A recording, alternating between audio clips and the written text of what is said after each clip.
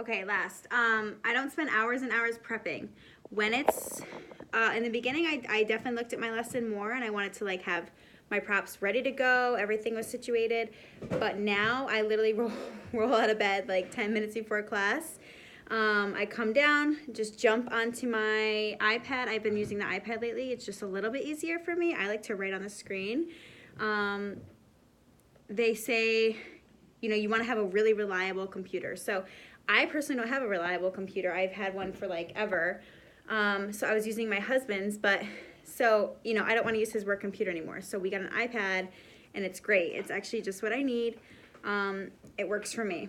So what I do is I come down, I turn my iPad on, I make sure my headphones are plugged in, and then I throw some lip gloss on. It helps your lips you want your lips to kind of be noticeable. So it helps me when I'm speaking with them.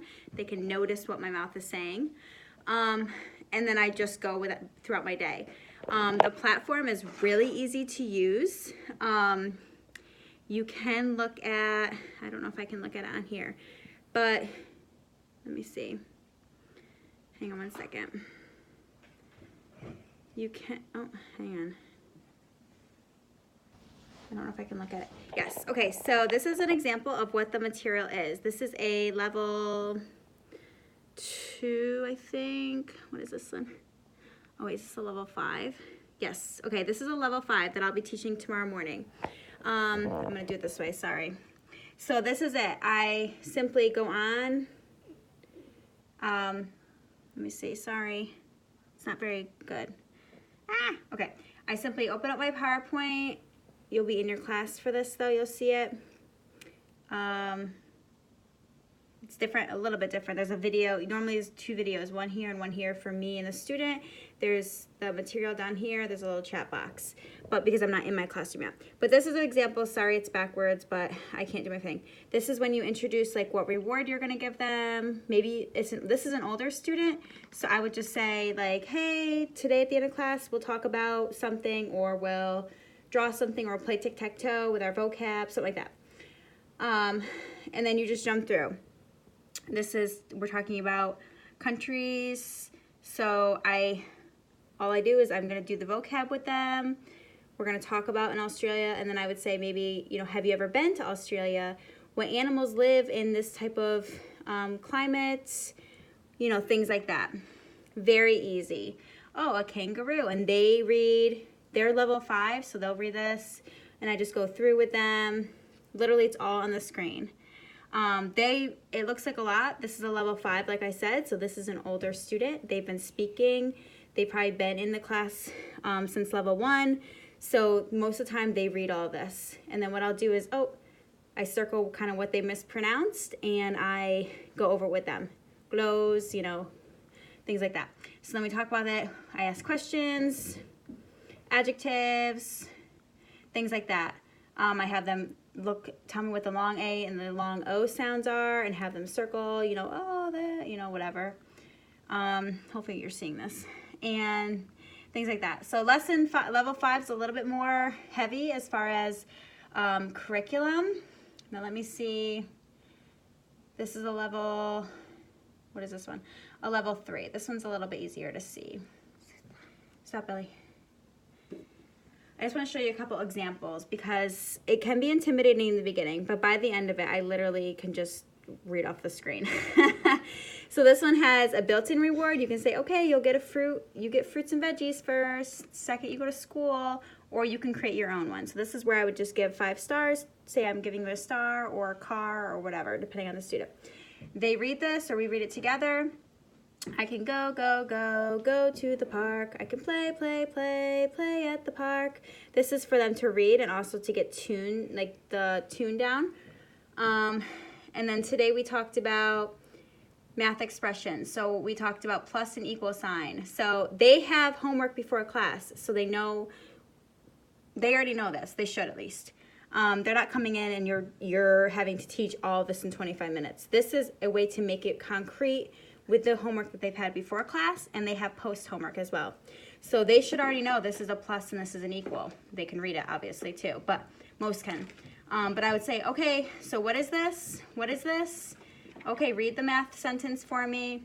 And then maybe I would write on my whiteboard, you know, 1, or I would do like 10, blank, 3, blank, 13. Okay, fill that in for me. And just to help them kind of make it more concrete. You know, again, doing that, it's all right on the board. This is a word problem. I don't know why it's a word problem. They read it. How many eggs does she have? She has 6. How many brown eggs? She has 7. Okay, let's make that math equation. Things like that. Super easy. They've already learned the vocab. They've already learned park and stadium and store. Sorry, this is backwards. So sorry. They've already learned all that. So this is just, again, discussing. What is a place people go to? They say, oh, this is a stadium. And I'll say, oh, have you ever been to a stadium in China? What do you watch at a stadium? What are some things that you do? Things like that. Super just helping them to match it to the real world. You know, and I talk about the difference between go and goes. When it's he, she, or it, you make it ES or S. Go, I, you, we, they, use go. And then I say what that means. Today I had to discuss what park means because they think a park is where you go. And I said, you know, discussing with them. You can go to a park, but you also park a car. It means making it stop. So things like that. So that's it. So we do that. It flies. It looks like a lot, but it's not. This was fun. We did a tongue twister, and the boy read it, and he's like, "What is this? You know, what is the tongue? That's weird." And I said, "It's a tongue twister." So we had fun doing that. We read that quickly, and he was blah, blah, blah, blah. You know, he couldn't do it, and we were cracking up. So that's fun because it just gives them connection to the real world, grasping it into their memory, you know, and when you act things out, when you read things, when you write, that helps you to remember, make it concrete. So then the class is over. You know, it says enrichment time. This is just you saying, keep working hard. And then they have a slide here. So with this student, he loves to play tic-tac-toe. So on my whiteboard, he'll draw it, but on my whiteboard, I'll write maybe our vocab words, glad, glow, slow, whatever our words were for the day, plus, and then he'll have to say plus and put the X. I'll have to say, oh, you know, things like that. I'm kind of doing more than just the basic for you, but I wanted to kind of just show you those examples very quickly. So that's all, 25 minutes. And then at the end of class, I do feedback, which is all on the platform. And it's basically just saying to parents how they did. Maybe you want something they can work on and something they're doing really well. And I'll say, great job, Charlie got 5 stars today. He did really great at his pronunciation and his math terms. We can work on his blending sounds, or we will continue to work on his blending sounds. He is a clever student, which that translates really well over there. Things like that. So that's basically it.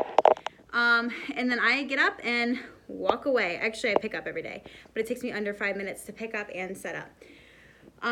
You get paid, the base is $8 a class for 25 minutes.